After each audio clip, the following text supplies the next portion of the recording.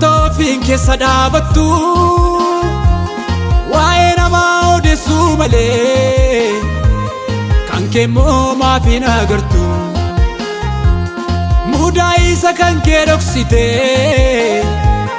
kan obboleessa kee lafaftaa ofii keessa of keessee haadho kee du'atti laatta yemmuutii firdi laattu Waaqayyoo waaqarraa laala kan facaaste haamuuf jirta eeggadhu garagali gala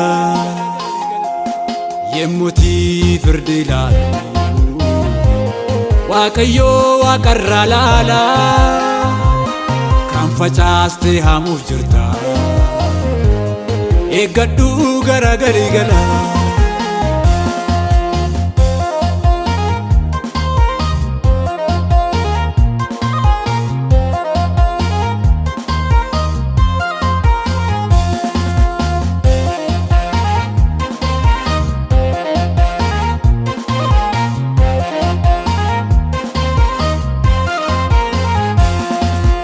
Obboleessa kee keessa mudaa isaa irraan barbaadini Waaqayyoo isa kanan jaallatu maqaa isaa maaluun balleessini. Obboleessa diina godhatte jibbitee cubbuu bal'ifatta gara Waaqayyootti deebi'i lafarraa tammam jiraatta.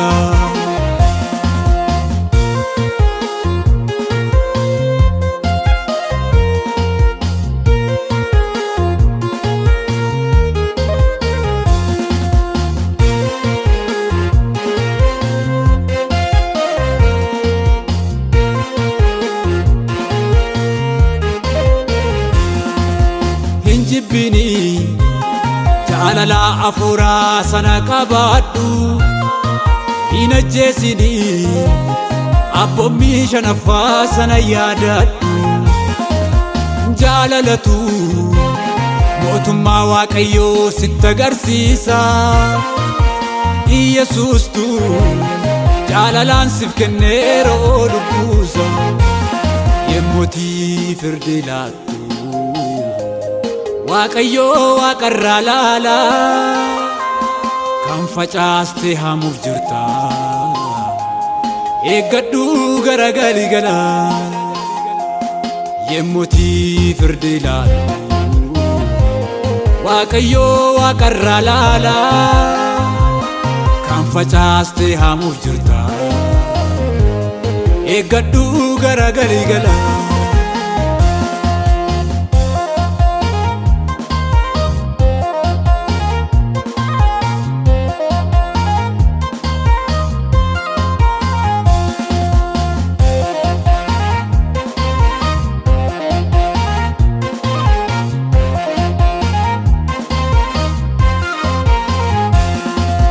Dhiigni lubbuu ta'ee si jiraachiseera